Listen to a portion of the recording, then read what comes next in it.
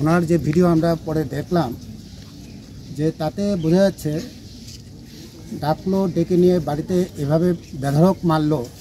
তারপর ওনার স্ত্রীকেও ফোন করে ওদের বাড়িতে নিয়ে গেছে, গিয়ে ওনার স্ত্রীর সামনে ওকে মেরেছে, পাশাপাশি ওনাকেও মেরেছে সেই দুর্বৃত্তরা। তো এটা খুবই দুঃখজনক ঘটনা।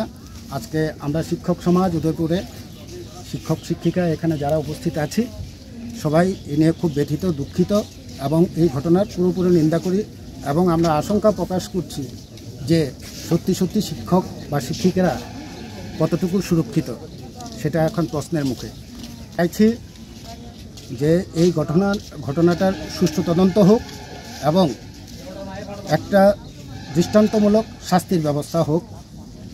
পাশাপাশি আমরা শিক্ষকদের সুরক্ষার্থে সরকারের কাছে আবেদন থাকবে যাতে যথাযথ পদক্ষেপ নেয়।